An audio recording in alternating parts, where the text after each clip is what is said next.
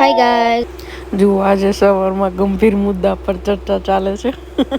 બપોરે જમવાની તૈયારી ચાલુ કરી હતી. જુઓ આજે દહીં છે, સરસના ગરમા ગરમ બટેકા વડા બનાવ્યા છે, બાફેલ બટેકાનું શાક પણ બનાવ્યું છે, ધાણા ફુદીના મરચાંની ચટણી પણ બનાવી હતી અને જુઓ મસાલાવાળા સરસના મરચાં પણ બનાવ્યા છે, રોટલા છે.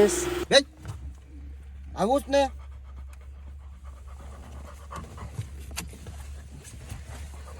બેવું પડશે આમ.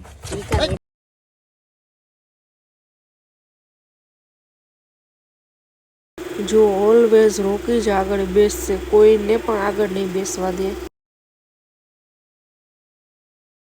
જ્યારે અમે નાના હતા ને ગાડીમાં કશે જતા ત્યારે સૂરજ એવી રીતના દેખાતો ને તો અમને ઓલવેઝ એમ જ થતું કે સૂરજ અમારી જોડે જોડે આવે છે. જો આજે અમે લોકો છે ને ખોડિયાર માતાજીના મંદિરે એના દર્શન કરવા આવ્યા છે, કેમ કે ઘણા દિવસથી ગામડે આવ્યા હતા પણ દર્શન કરવા નહોતું આવવાનું. તો આજે ફાઇનલી હું, મમ્મી, ભાઈ, ભાભી, રોકી અમે બધા લોકો માતાજીના દર્શન કરવા મંદિરે પહોંચી ગયા. આજે માતાજીને નિવેદ પણ ધરવાના હતા એટલે અમે લોકો ઘરેથી નિવેદ પણ કરીને આવ્યા હતા ને. તો જુઓ હું અત્યારે ધૂપ દીવા કરું છું અને ત્યારબાદ માતાજીને નિવેદ પણ વધારી લેશું. જેટલું વિચાર્યું નહોતું ને એનાથી 10 ગણું માતાજીએ અત્યારે અમને આપ્યું છે. તો હવે અત્યારે આપણે તો એને શું દઈ શકવાના, બસ રાજી ખુશીથી એને એક નિવેદ કરીએ તો પણ માતાજી તો ખુશ જ છે. ધૂપ દીવા કરો, નિવેદ કરો, એમાં માતાજી ખુશ છે.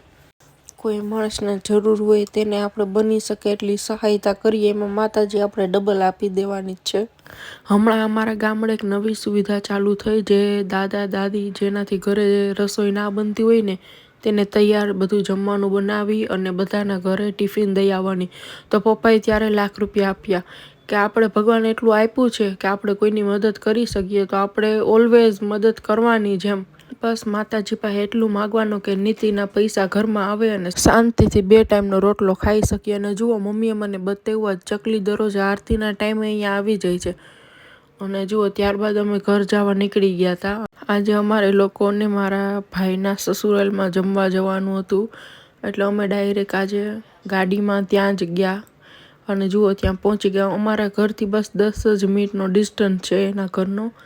અને જુઓ આ એનું ઘર છે અને રોકી પણ બેસી ગયો.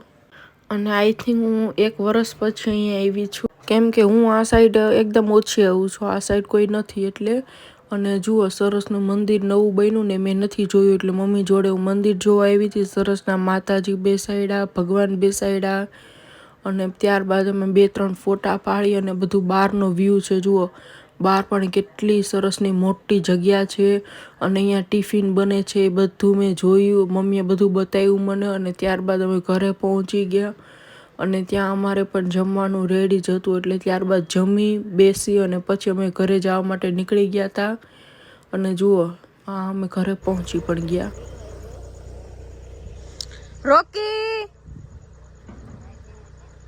વનરાજ જો ટાટા જાય પાછો, તાર જાવું પાછું ટાટા?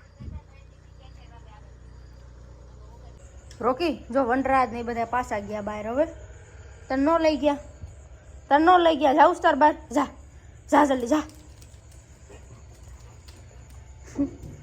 હજી તો રોકી બહારથી આવ્યો, હવે આવતો હાલો આપણે સુઈ જવાનું. ચાલો હાલો હાલ, હમણાં વનરાજ નહીં આવતા રહે અહીંયા.